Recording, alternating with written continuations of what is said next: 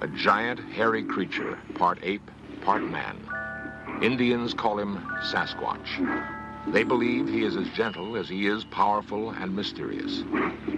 He's been seen many times in the rugged mountains and deep woods of the Pacific Northwest. The encounters have not always been peaceful.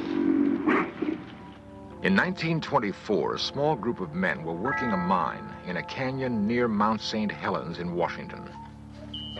One night, the miners took their weapons inside and bolted the door. They thought they were secure for the evening. Outside, something strange was happening. The cabin was under attack. Boulders rained on the roof, and someone, or something, was trying to break in.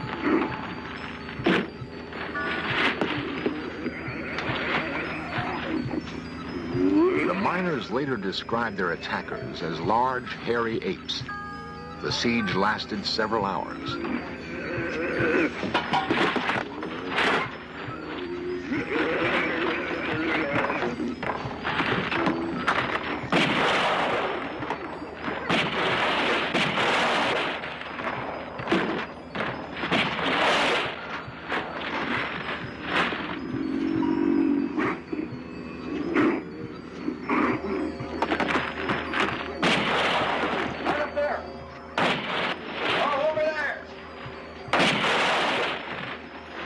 The miners escaped injury that night. The area now known as Ape Canyon is one of the many places in the Northwest where man continues his hunt for this elusive creature we call Bigfoot.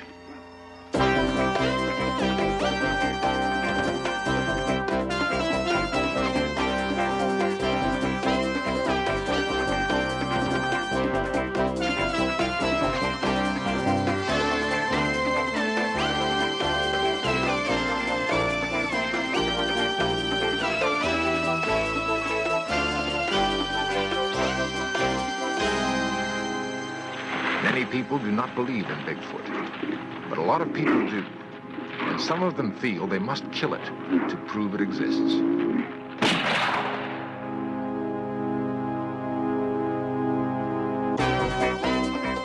This series presents information based in part on theory and conjecture. The producer's purpose is to suggest some possible explanations, but not necessarily the only ones, to the mysteries we will examine.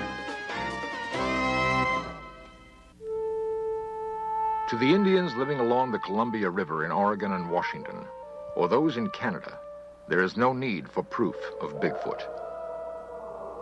Sasquatch has been a part of Indian lore as long as they've inhabited this land. Some anthropologists believe that the creature could have come to the northwestern part of the United States along with the Indians, across a land bridge that once connected Siberia to Alaska. The newcomers to this country have seen Bigfoot in an area ranging from northern California to southwest British Columbia. To the Indian, Bigfoot carries a mystical significance. Sometimes it's difficult to tell where myth ends and reality begins. In our modern world of concrete and steel, we're far removed from the Indian lore of Bigfoot. It's hard to imagine any corner of our crowded world where a giant, man-like creature could roam free. Yet there's persuasive evidence that Bigfoot is real, and that urban man may be close to his first meeting with this living legend. It is felt by some scientists that Bigfoot falls somewhere in this progressive chart of man, a giant hominid related to but not like modern man. According to this theory, Bigfoot would have pursued a course of evolution separate but parallel to his human cousins. Dr. Grover Krantz is an anthropologist at Washington State University. Its locomotion is the human design, so we know it's probably our closest living relative. But in terms of anything mental characteristics, no, it's not human. So it is a mixture of ape and human characteristics. And if you want to call that a missing link, that's fine. Now, this is a cast of a jawbone of something that I think is actually the Sasquatch. This is a jaw that's anatomically in between human and ape in its teeth, but it's much larger than any living ape, much larger than a gorilla, for instance. These are known from fossils about 1 million years old in China, and it has been named Gigantopithecus, And it has approximately the characteristics that our Sasquatch has. So I'm inclined to think that this species just simply is continuing today. The most convincing visual evidence of Bigfoot is a film taken by Roger Patterson in Northern California. Dr. Krantz believes it to be authentic. I've examined the film many times, watching it forward, backwards, stop frame, measured, and everything. And all of the anatomy of the creature is perfectly consistent. It just simply does not fit with a man wearing a suit. In fact, a suit of that size, we can establish exactly how big it is. There's no way a man could fit into it. The shoulders and chest are simply too wide. The feet are properly designed for carrying that kind of body weight, and that doesn't make any sense unless you've got a body of that size. And Patterson could not have faked any of this stuff. I talked to him about some of the things I saw, and he didn't even understand what I was talking about. Reports of Bigfoot sightings in the Northwest go all the way back to 1811. There have been some in other parts of the United States, but most have come in the area from Northern California to British Columbia. In 1882, a British Columbia newspaper published the story of railroad workers who saw and captured a creature they called Jacko. No one seems to know what happened to that creature, but the hunt for others has brought headlines all across the United States. There have been an estimated 2,000 reported sightings of Bigfoot. Half of those are considered fakes. The other half are very real, especially to those who live in this rugged country and who've seen with their very own eyes, seen something strange and sometimes frightening. I'd been down to my folks's, and Cindy was with me, and we decided that time to go home, and so we left. And Lewis Alway and his daughter Cindy of Stevenson, Washington, returning home one night from visiting his parents, came across something they'd never seen before. It was about 10:30, 11 o'clock at night, and Cindy was sleeping on the floor, on the seat. And I come around the corner there, and there it was. It looked to me like he had just come over the top of the guardrail there. I woke her up and she got to see it just before it ran to brush. And at first I thought it was a bear, but when it took off across the road on its hind legs, I just couldn't believe it.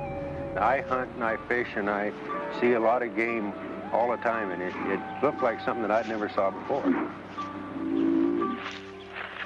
3 or 4 years ago, we received a call in the late part of the fall. The people who own this cabin back here said they'd found some tracks of what they thought was a large animal. And we came out and investigated that. Back here by the tree, we found several tracks that were real large, way larger than a human. I sure wonder about it. Sheriff William Klausner of Skamania County in Washington has investigated tracks and talked with eyewitnesses. He's seen too much to be totally skeptical. The most unique thing about what we've learned from this is that the people who have either written or called, who have experienced the same kind of thing or had seen tracks, mention of a strong sulfur smell, and that's real unusual. As Sheriff Klausner says, the smell description is not unusual. James Strahan and Harold Teskey recently saw something on the roadside near Colton, Oregon. And there was a big, huge object on the left of the road, and I rolled the window down in the car, and this thing was approximately 3.5, 4 feet wide, about 6, 7 foot tall. And the odor of this animal, after I rolled the window down, was so offensive that I couldn't remain there any longer. And I was scared, too. And I've been around the mountains and around animals a lot, and this thing truly scared me. And so I got out of there and rolled the windows up in the car and went on home. And the odor of that animal stayed in that car until the next morning. It was still in there. 1 mile outside the Dalles, Oregon, several members of the Bigfoot Investigation Project and Information Center climbed to an observation point. They're led by Peter Byrne, 50-year-old adventurer and former big game hunter in Nepal. Byrne has dropped his rifle in favor of camera and binoculars. For 5 years, he's headed the Bigfoot Investigation Project and stalked these North Woods, checking out every story and every set of tracks. His prey is elusive. We will talk to the person who says that they've seen one. We will talk to their family, perhaps to their employers or employees. We'll talk to the local police to see if they know them, to find out if the person is simply a joker, a hoaxer of some kind, or if they're a person of reputation and of known integrity. And then we'll go and see the person, we'll interview them, and of course we'll try and get to the place of the actual sighting as quickly as possible. One of the most credible sightings took place near Mount Hood, Oregon in 1974. 2 loggers, Jack Cochran and Furman Osborne, were working in an area of fallen timber. Cochran explains what he saw. I looked off towards the woods, and I saw these 2 long legs moving at the edge of the timber. And as this thing walked, it walked with a glide, and then it reached an arm out and kind of touched the tree as it walked by. And I saw these wide shoulders, and then it just moved off down the hill. J.C. Rourke and I were up on that little hill there and setting chokers, and the cat came down to the line and he didn't come back, so we decided to walk out in the woods on the timber so we could be in the shade, and we heard this commotion there in the brush, and we saw this big monster going out through there. And I yelled for my buddy. I wanted him to see him, and I started running. I wanted to get a closer look at him, and we chased him over the ridge there, and at one time I was within 50 feet of him. Whatever Osborne chased through the woods left him far behind. Cochran, an amateur artist, tried to sketch what he saw. He was tall, long-legged, and hairy, very broad shoulders, and his head seemed to just spring up out of his shoulders, no neck. The arms were long and more in proportion than a human. There is persuasive evidence that men may be closing in on Bigfoot. What will the hunters do if they find him?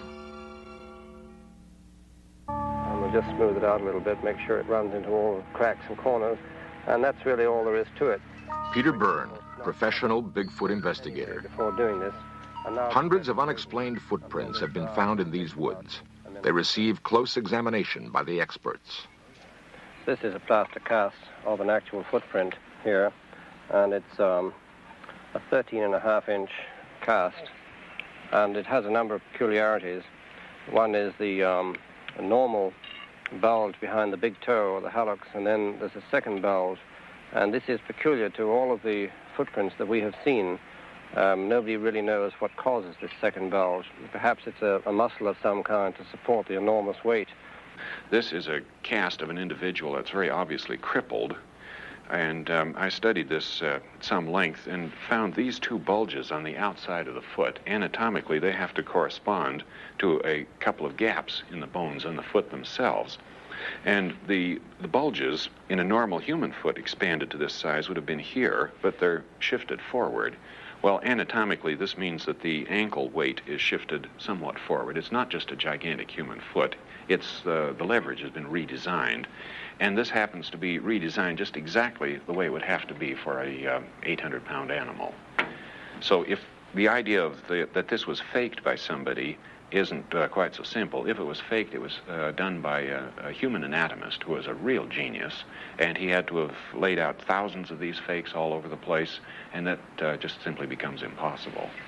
Among the fakery that we have seen is a piece of film made in 1970 by a man in northern Washington.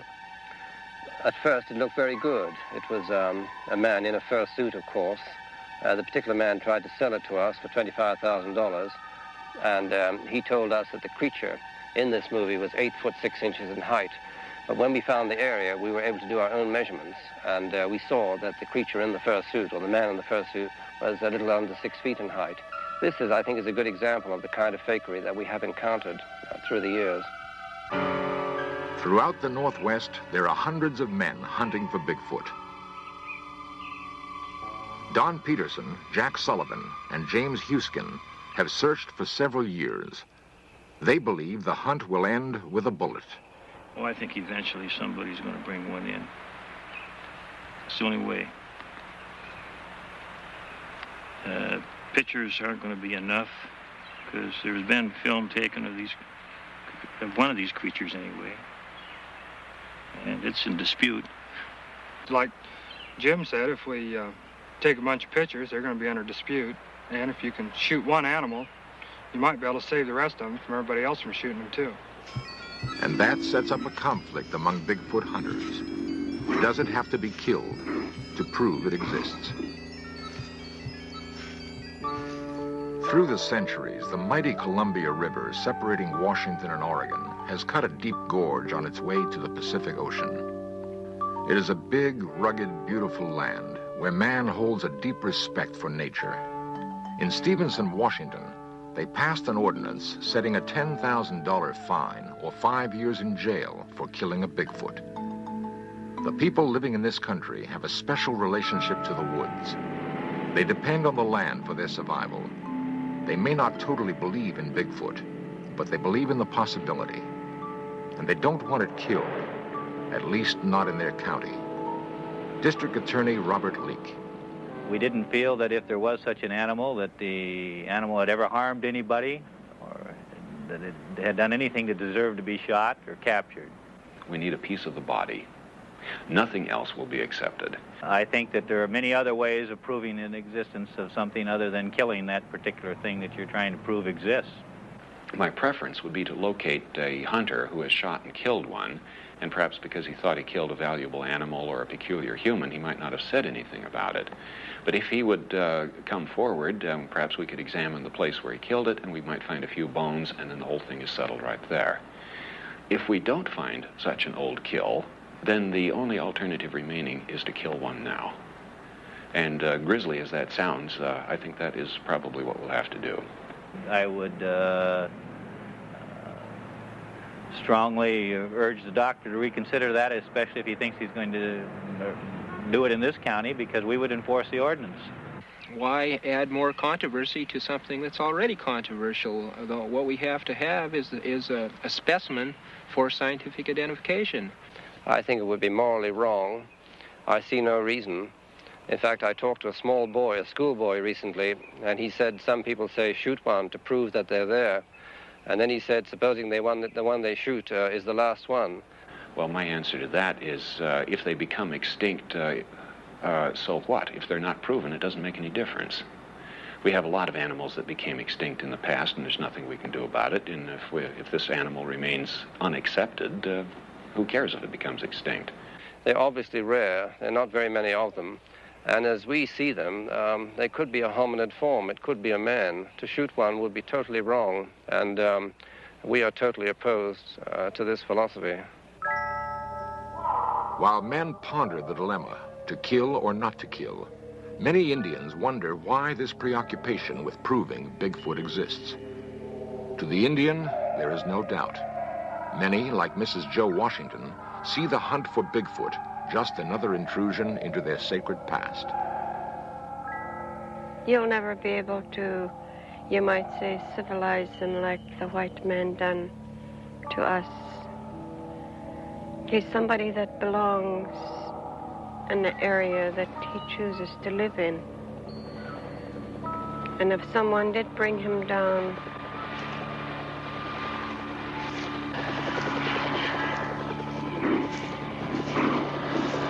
he'd never adapt to your way or even mine, because his way of life is entirely different from ours, mine and yours.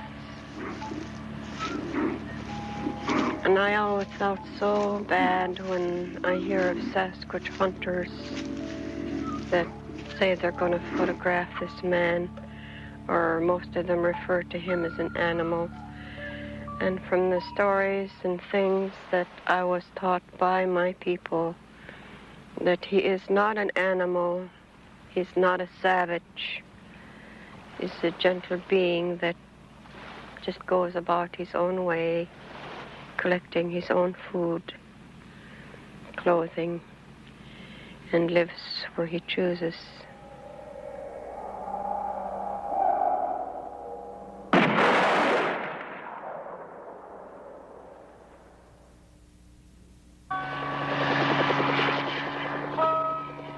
Man, with his ingenuity and machinery, continues to stalk this creature. A creature described by the Indians as a gentle being, wanting to live in peace in his own habitat. A creature some scientists believe is a link to centuries long past. The gorilla is mentioned in Greek mythology going back hundreds and hundreds of years, and yet it was not discovered until the late 18th century. And the subspecies, the mountain gorilla, was not identified until early 1900. And there are other examples. The fossil fish that was discovered in the Indian Ocean only a few years ago, believed to be extinct for 80 million years. This is the coelacanth, and now it's known to still live off the coast of Africa. Is that the case with Bigfoot? Is this creature really a relative of the Gigantopithecus, a primate that lived over 1 million years ago in China? The land lends itself to hide such a creature.